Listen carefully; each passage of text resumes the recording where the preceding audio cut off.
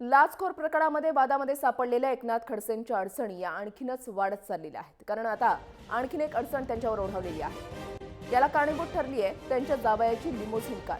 ही Limousin car अवैध असल्याचा आरोप सामाजिक कार्यकर्ते अंजली दमानिया यांनी केला आहे। प्रांजल खेवलकर यांच्या नावे जी लिमोसिन कार आहे ती बेकायदा असल्याचा दावा दमानिया यांनी केलेला आहे। MH19 AQ7800 असा लिमोसिन आलिशान गाडीचा नंबर आहे आणि या संदर्भात अंजली दमानिया यांची बातचीत केली आहे आपले प्रतिनिधी हेमंत खडसे यांनी। अंजली दमानिया आमच्याबरोबर आहेत। मॅडम, नेमकी ही गाडी जप्त का केली पाहिजे? कसं आहे की ही गाडी 2001चं आधी ह्याचं रजिस्ट्रेशन होतं। ही सोनाटा लिमोझिन होती आणि प्रदीप थंबी नावाच्या एका व्यक्तीची ही गाडी होती। ही गाडी इकडनं महाराष्ट्रातनं त्याला हरियाणाला पाठवण्यात आलं होतं आणि खरं कसं झालं होतं की 2006मध्ये ही गाडी एकदा जप्त झाली होती आणि जेव्हा जप्त झाली त्याच्यावर ज्यांनी ती मॉडिफाय केली त्यांचं असं म्हणणं होतं की आता ही एक प्रोटोटाईप मी बनवली आहे आणि याच्या परमिशन्स मिळतील अशी मी आशा करतो आणि या ग्राउंड्सवर त्यांनी ती इकडनं हरियाणाला पाठवली होती। हरियाणामधनं ही गाडी मला वाटतं 27 सप्टेंबर 2012ला जळगाव महाराष्ट्रात आली।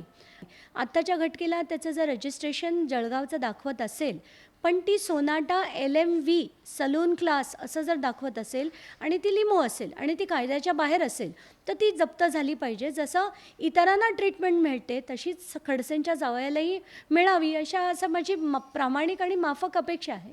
व्हिडिओ जर्नलिस्ट मंगेश हेमंत बिर्जे, जय महाराष्ट्र, मुंबई। MH19 AQ78 ही गाडी इथे 27/9/2012ला इथे नोंद झालेली आहे। ती मूळ गाडी ही हरियाणा रजिस्टर राहती, भिवानी हरियाणा। आणि या गाडीच्या रेकॉर्डनुसार जी हुंडाई मोटर्स प्रायव्हेट लिमिटेडची आहे आणि मेकर्स क्लासिफिकेशन सोनाटा आहे आणि ही गाडी 27/9/2012ला इथे जळगावला रजिस्टर झालेली म्हणजे फेर नोंदणी झालेली आहे। तिची कोणाच्या नावे झाली? Pranjal Manish Khewalkar, at post 349 new colony, Muktainagar taluka, Muktainagar district, Jalgaon.